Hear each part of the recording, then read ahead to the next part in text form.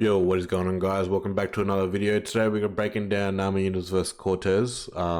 This card had a lot of cancellations, but now they've added a couple more today.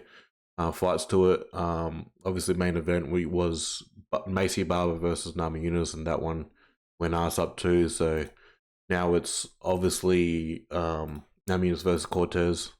But yeah, so we'll get into this fight. Card. It's only got 10 bouts on here so far, so if anything gets added, I may upload it later. But yeah, for now, we'll just break down the card for what it is. First up, we've got Montel Jackson versus Blackshear. Montel Jackson here, he's coming off a win a year and 2 months ago, and he's had a lot of cancelled fights, so it's understandable why he hasn't fought for so long. He had like 3 cancelled fights, Nurmagomedov, and a couple other guys. So he's very good with his striking, very accurate with striking, very rangy guy. Got some good takedown defense as well. Very good with his submission as well. Jiu-jitsu, on the ground as well. So going against someone like Blackshear is probably a perfect fight because obviously Blackshear hasn't fought for a while himself. He fought on the O'Malley versus Sterling card, and he was a late replacement for that. So Blackshear here, he's not the best of strikers, but he's very good with his grappling. He's more of a guy who would like to try to get this fight on the ground and use his jiu-jitsu, and more so just dominate with ground and pound. So he's still new to the UFC. He's had wins over Luana Lakata, Jose Johnson with that twister. That was crazy twister. But Jose Johnson he's new to the UFC himself too. Look, low confidence pick, but I'm gonna go with Montel Jackson here because I think he's gonna be the better striker in this matchup.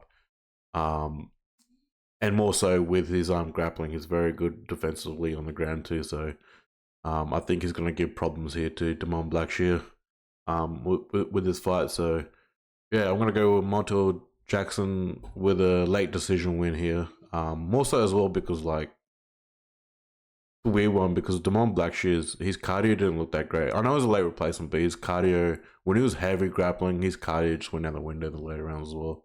But yeah, I'm just gonna go with Montel Jackson here. I think more durable fighter, and very good with takedown defense as well. Next up, we've got Joshua Van versus Charles Johnson. Joshua Van here and Charles Johnson is another late notice fight. It only got put together or signed and delivered today pretty much. So Joshua Van here is a pressure fighter, loves throwing combinations to the body and the head. He gets taken down a fair bit, but he does well to get up on the ground. He does well to get up, right? Fucking hell. He does well defending. He gets taken down, but he does well to get up on his feet. Sorry, guys. But yeah, so he gets hit a lot too. So the defenses can go out of the window as well for Joshua Van. But he's well-rounded though. He's very well-rounded for the division. He's a young guy as well. And going against someone tall and lanky like Charles Johnson, even though Charles Johnson's got a lot of losses on his record, he's definitely gotten better over the last couple of wins too. He does lose the first round or even half of the second round. Like, he's more of a comeback fighter because in his last 2 fights here, you'll see him losing the first round or so and then putting on the opponents later round. So he's another guy who's pretty well rounded. I can see him using his kicks here against Joshua Van against the lead leg, take his movement away. He's another guy that'd be using a lot of pressure fighters. So this fight may be either in the mid, like either Charles pushing the pressure, but I can see Joshua just being a dog and try to put it in, get Charles in the back foot. So I think Charles will use his leg kicks, take the movement away for Joshua Van. He gets hit a lot too, but not as much as Joshua Van, I feel like. He's another guy, very good with using his range, and he's got good takedown defense as well. This is a low confidence pick as well, so it's going to be a close fight, I feel like it, because this feels like these guys haven't had a full camp against each other, haven't really had time to study each other. But yeah, it's just, I'm not going to base Charles Johnson's losses, like, with what he is currently, but again, this is going to be a decision fight. Joshua Van probably could bank in the first 2 rounds with his striking. But yeah, it could go either way, but low confident pick. I'm gonna go Charles Johnson, but like I said, I won't be surprised if Joshua Van does really get the upper hand with the significant strikes here too. More so because Charles Johnson's always on the back foot. Next up, we've got Joshua Fremd versus Andre Petroski. This is another low confidence pick. Joshua Fremd coming off a loss against Kopylov. He's had a win against Pickett, but Pickett I don't really rate because Pickett's always fucking fighting off the back foot defensively. And Pickett's like a deer in the headlights. He doesn't really throw much strikes. He doesn't do much in his fights. He just doesn't look like he wants to be there. He's had a win over Dumas submission. Lost to Trishan Gore and lost to Anthony Hernandez, which I rate. So Josh Fremd here, he uses a lot of jabs. More of an output guy.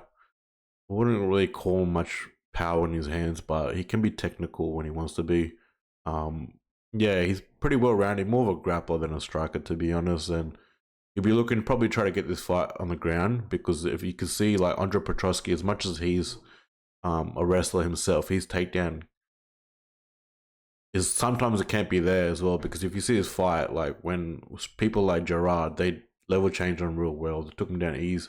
Same with Wellington Turman, even though he won those fights, Andre. Yeah, he got taken down too easily when it comes to level changing. Yeah, it's a bit of a hard one to predict this fight because Andre is probably the better striker in this one. He throws a lot of hooks. In his combinations, and he doesn't really throw too many straight shots, but he's got probably more power in his hands compared to Josh Fremd. So you'll see a lot of 1-2s down the pipe and a lot of lunging hooks. Yeah, he's going to have to be careful against Josh Fremd here as well because if he lunges in with the hooks, he can also get countered with Josh Fremd's left hook as well. So, yeah, it's a weird one. This one can go either way because Andre's last couple of losses are weird as well. So he shot a takedown and he kind of fucking knocked himself out in a way. But yeah, he got finished off with ground strikes with a hard collision and then lost to Pereira. But Pereira, fair enough that KO. Pereira's on another level compared to him. But the wins here, they look decent. Like he put off an upset against Nick Maximov too. So low confident pick. I know a lot of people are going against Fremd, but you know, yeah. At the end of the day, I can see Fremd winning this with bounty points as well. If he does get the fight on the ground, I can see him even try to get more control time in here. But yeah, I'm gonna go with Andre Petroski here because I feel like he's got the better striking. And I feel like Josh Fremd is gonna have a bit of a hard time to get this fight on the ground against Andre. But then again, I may be wrong. So yeah, low confident pick with Andre. I think, yeah, maybe decision win. Next up, we've got Viviane Araujo versus Jasmine Jasudavicius. Viviane here, she's coming up a loss here against Natalia Silva, but I rate Natalia Silva. She's tearing at the division at the moment. One against Jennifer Maia, but Jennifer Maia's, I don't think she's even fighting for the UFC. She's on a Victor card, I think, a couple of weeks ago, or just even a week ago. So I don't know if she's still fighting in the UFC. Had losses against Ribas and had a loss against Grasso. Both these girls here, Ribas and Grasso, are like up there in the top 10 now. More so Grasso being the champ. Viviane here, she's decent with the striking, but she gets hit a lot. Like a lot. There's no head movement there.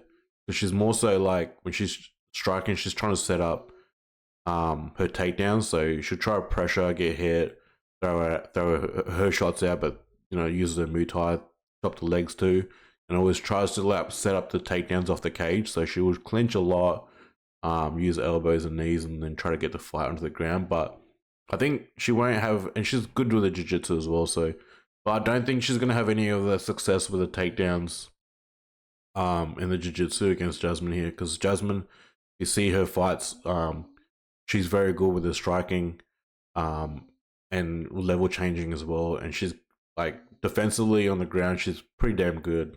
Like she's got some really nasty arm bars and whatnot. So I'd definitely rate her on the ground as well. Jasmine obviously coming off a win, but Priscilla's not the best in the division. She beat the fuck out of her. And I think that was a lot of anger taken out on Priscilla when she was facing Tracy, because I think she was like, with Jasmine here, I think she was like thinking that Tracy was going to shoot more takedowns, but Tracy she was throwing more hands.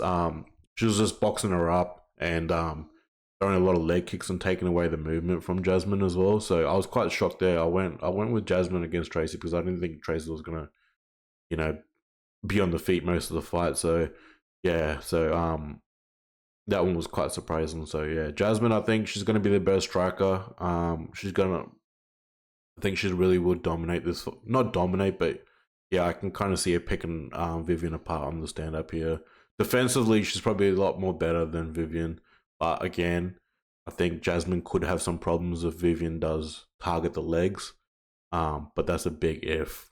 If she's not fully focused on trying to get this fight on the ground, which I think she will be, but if she doesn't, tries to like throw a lot more leg kicks and take the movement away from Jasmine, she could get the win and maybe try to get the fight more of a clinching position towards the end of the fight after she's destroyed Jasmine's leg. Again, I doubt it. So no confidence pick on Jasmine, Jasudavicius. Yeah, maybe getting a decision over here with over Viviane Araujo. Next up, we've got Luana Santos versus Mariya Agapova. Luana Santos, she's coming off a win 6 months ago against Stephanie Edgar. Edgar is a very good grappler and wrestler herself, so that's quite a pretty good win for Luana Santos. She uses a lot of combinations from the body to the head and uses a lot of oblique kicks and side kicks to stay at range with her opponent. And I think those body kicks, the side kicks to the body and the combination of the body are going to play really well when it comes to Mariya Agapova. Mariya Agapova, she's another girl that loves to obviously stay on the outside and fight in the pocket, throwing combinations, but the problem is her takedown defense is really fucking bad, like really, really bad. As you can see, that's why the record, Julian, fair enough, but yeah, Mariya's and the other girls, that's bad. And her legit win was Mazo with a submission. She gets Hannah Cyphers, she was still new to the UFC at that time.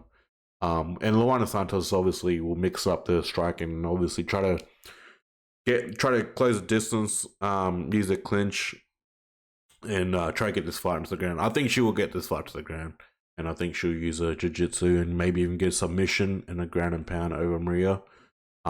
But yeah, we've seen some crazy shit. That's why a lot of people are giving 6% for Agapova because the takedown defense is so bad. But yeah, I think she'll get this one done. This is more of a confident pick than any other picks on the card, to be honest. So I'm gonna go with Luana Santos here. Maybe even ground pound stoppage or submission over Mariya Agapova. Next up, we've got Christian Rodriguez versus Julian Erosa. Christian Rodriguez has finally moved up to featherweight. I think this is second. Yes, this is second featherweight fight. Coming off a win against Isaac Dalgarian. A lot of people think that Isaac won. That was a close fight. But also, I feel like that was too much of a step up in competition for Isaac. But he did really well though against Christian Rodriguez. Could have went either way. Christian Rodriguez is a guy that he's got some decent ground game, but he gets taken down way too much, man, for my liking. But then again, he's going against legit wrestlers and grapplers against Roses, Cameron Simon, and Isaac. So there's 3 wrestlers, legit wrestlers right there he's going against and grapplers, and he's done well to kind of stay composed. So he's got some good, decent, as much as he gets taken down, but he's got some decent defense on the ground there too. So a lot of those fighters in the last couple 3 fights, you see Roses Jr., he works on his grappling and submits opponents, and he couldn't do that against Christian Rodriguez. But defensively, he's pretty decent when he on the ground there. Christian Rodriguez is the fact that he gets taken down and controlled, but he always comes back and it was takes the fight over with his striking, and that by that time, all these grapplers, the wrestlers, they gassed out by trying to obviously dominate on the ground with the first 2 rounds, and they end up gassing out, and then Christian Rodriguez ends up just beating the fuck out of him. He's a very good composed striker, but needs to work on his takedown defense a little bit more. But again, maybe that's a bit too far-fetched for me saying that, because again, these 3 guys that he first, they were legit heavy grapplers and wrestlers. So maybe yeah, he'll get better over time, man. He'll get better. But yeah, they reckon that was a 10-8 round 2 against Dalgarian in the last fight, and that's why he won the last round. But yeah, this is too close to call. So he's just got to not try to give up too much takedowns on the first 2 rounds, man. Especially those 3-round fights. So he's kind of yeah, be a little bit more better defensively, which is understandable. But yeah, in this matchup here, he's the better striker because I feel like Julian Erosa, as much as he's well rounded, defensively he gets hit a lot in the head, man. Even though he's good with his grappling, but his last 3 fights, he had a win over Ricardo Ramos, but the problem is that he got dropped by overhand right against Ramos, and Ramos kind of rushed in and tried to get him out of there, Erosa. But Rosa ended up, getting the fight to the ground, and they end up getting a guillotine. And then that's how he won. So yeah, with Rosa, when it comes to stand up, decent striker, but fucking hell, man, like he gets hit way too much defensively. And you'll see his last couple of fights when he took that right hook, it was a combination. It was literally a combination. Like, yeah, so he's not defensively, he's not that great on the striking. And then, but again, I can't really put that against Erosa with a Caceres knockout. It was literally like combination of strikes, and then the fucking high kick came out of nowhere. Like, it was crazy the way he threw that high kick Caceres against Erosa. I did not expect it. But yeah, like his wins over here is like he took away the striking from Hakeem, and he ended up grappling him heavily in the 3 rounds. So, look, Julian Erosa's got the conditioning cardio. But so does Rodriguez at the end of the day. So, but I feel like Erosa's got better cardio.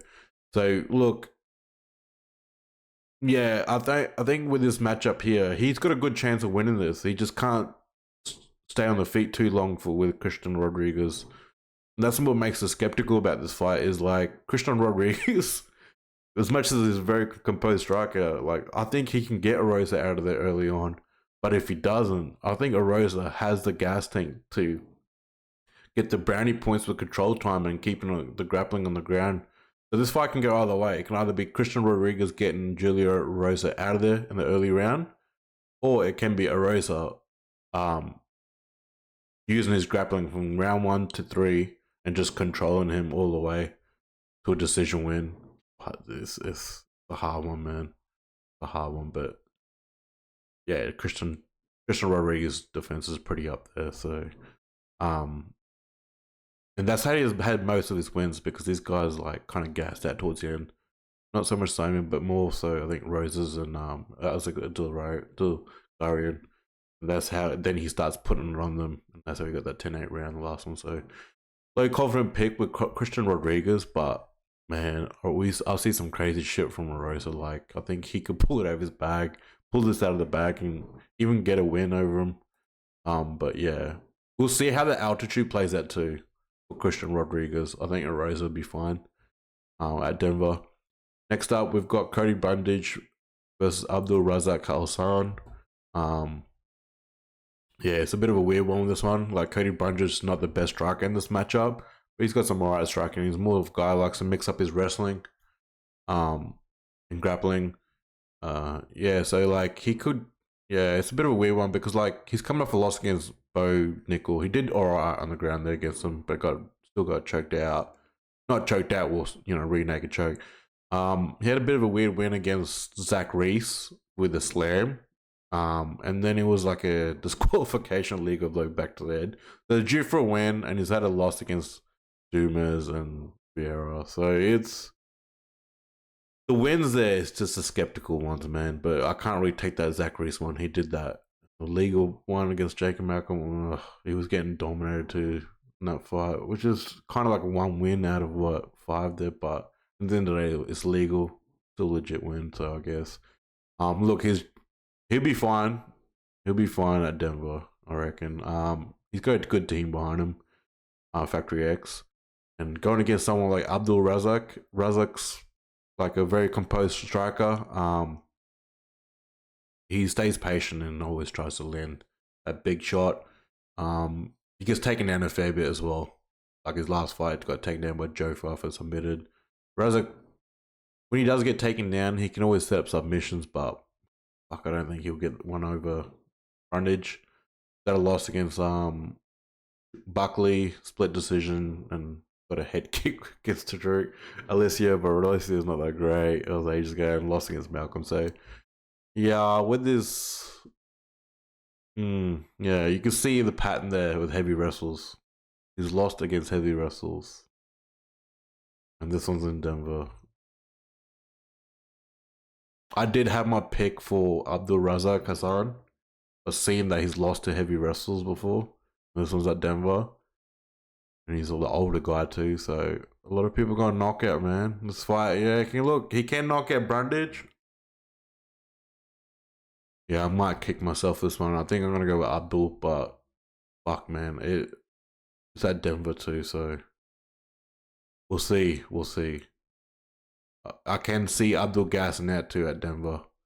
So I can see Brundage even getting a win over him. He's due for one, so we'll see. We'll see. Slow confidence pick. I'm gonna go with Abdul Razak Alhassan, but I think I'll be kicking myself.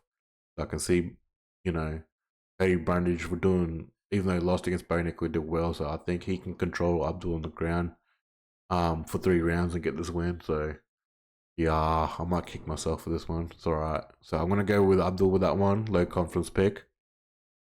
Next up, we got Gabriel Bonfim versus Ange Loosa. Gabriel Bonfim coming off a loss. He's a guy that loves striking, mixing up his leg kicks and getting his takedowns and getting submission wins and ground and pound. So he's dominant on the ground.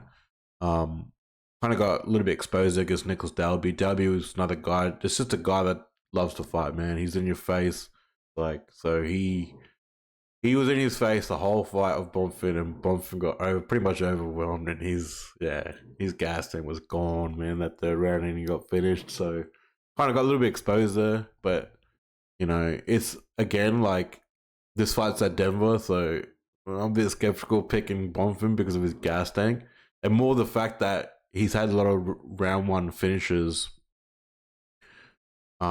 Yeah, Trevor Giles got some decent BJ down ground, so I'm quite surprised like he got a submission over him. Yeah, it's a weird one with this fight. A lot of people are picking submission, but Ange Loosa's decent, man, on the ground, and he's got some good grappling there, so I don't think it's going to be that easy for Bonfim to submit Loosa. Loosa's another guy that he's got some decent striking, he's durable. He's another guy who's a pressure fighter. He finds a way to win, man, Loosa. So he uses his takedowns and clinching, but I don't think he's going to get the takedowns in this fight. Oh, man, this one's going to be a hard pick too. I can see Loosa getting an upset win over this, but he came off a no contest against Brian Battle as well, so yeah, I'm gonna go like confidence pick with Bonfim. I think he's worked on his conditioning, his cardio, hopefully. But yeah, I've picked against Loosa before and I kicked myself for it. I think it was against I think it was AJ Fletcher, yeah, and he beat the fuck out of him, so you know what? I'm gonna go Ange Loosa. Nah, I'm gonna go back and go to Ange Loosa. Fuck it. Let's go Ange Loosa. We'll see how it goes. But yeah, I might kick myself for this one as well. So Bonfim may go, alright, hold my beer and kick the fuck out of him. So low confidence pick, I'm gonna go Ange Loosa. But again, Gabriel might prove me wrong in this one. So yeah, I just want to do something different and go against Bonfim. So next up, we've got Santiago versus Ponzinibbio versus Muslim Salikhov. Both guys are pretty damn old. Santiago got knocked out by Kevin Holland. They went to war. Got a TKO over here and right, but again, he was busted up. So all these fights, since that Magny fight, he hasn't been the same, man. Ponzinibbio, like, yes, he's getting older too, but man, he was such a big prospect in the division here. In that Magny win, if you guys haven't watched that Magny fight, both were contenders at the time, top 10 contenders, but man, Santiago looked like the next big thing in that division at that time. So yeah, he was picking Magny apart there in Argentina. I think he knocked him out too. I'm not too sure. I'll have to go back and watch it, but yeah, he displayed great striking. in that fight. The combinations to the body and head was crazy. It was when he was in his prime. But yeah, in this fight here, when he's going against Muslim Salikhov hasn't looked good. He's 40 years old, and another guy he's coming off a couple of losses. One off Randy Brown. He was taken down by Nicholas Dalby and was outstruck in that fight. It's just he's a deer in the headlights at the moment. He doesn't really throw much, man. Like he's literally a deer in the headlight with Randy Brown. So that was 4 months ago. It's just, yeah, they're not. These guys don't look the same. But at the end of the day, if I was to say who's got a better chin, it will be probably Santiago in this matchup. So I think Santiago, as much as he gets hit a lot in this matchup, in general in the last couple of fights, I think his chin will hold up and he'll put Muslim out. So I've got Santiago by knockout. I think that's what a lot of people are going by that too.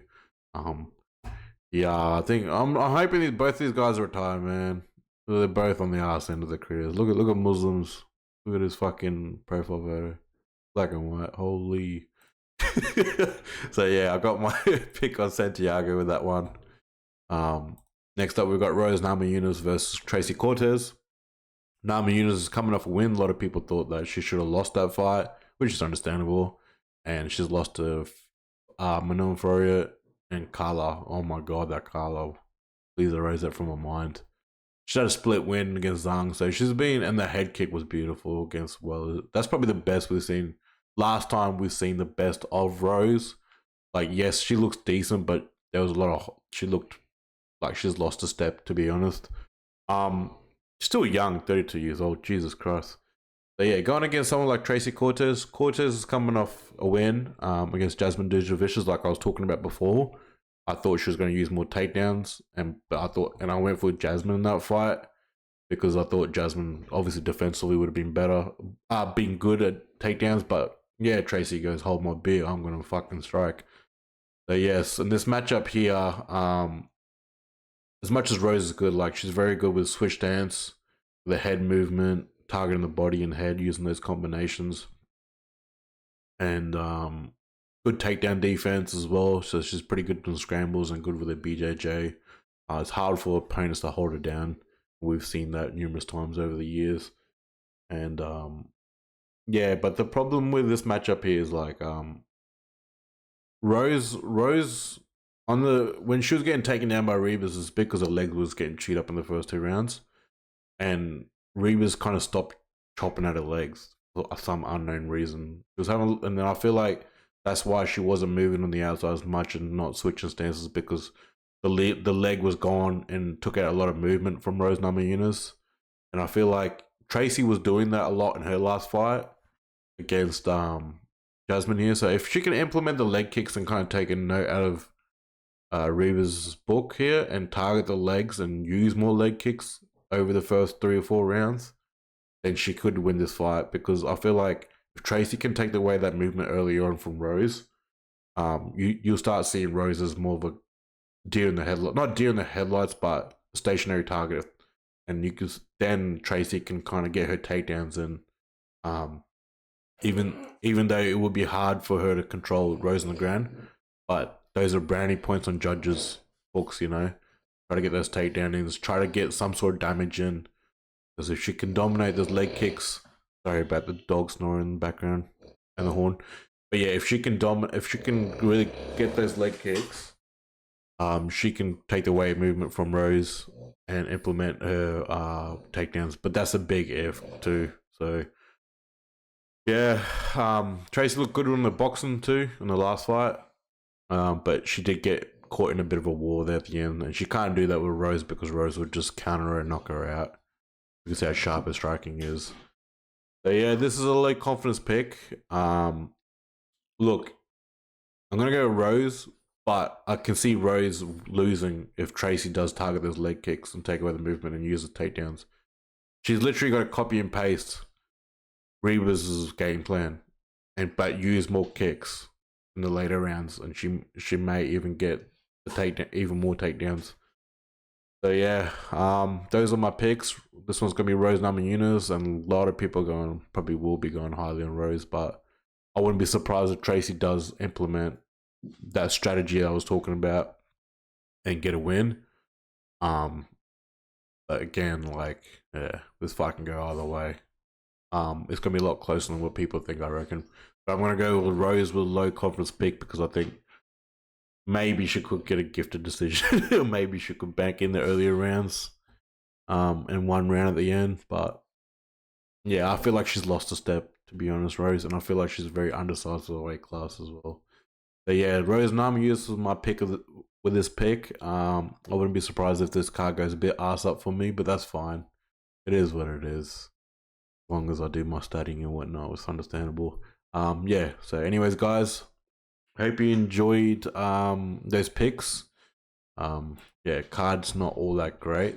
There's a couple of good fights, not all the best, but it is what it is. Hopefully, the crowd gets into it and hypes these fighters up, and yeah, we see some finishes and no less decisions on this card. But anyways, guys, hope you enjoyed my content. Hit the like, subscribe button, and we'll be back with another video. And I do apologize with my dogs and shit snoring in the background. But yeah, again, we'll be back with another video. And also, we're going to be posting up Diaz vs Masvidal prediction as well. So, might live stream that. We'll see how it goes. But anyways, guys, see you guys in the next video. Guys, cheers.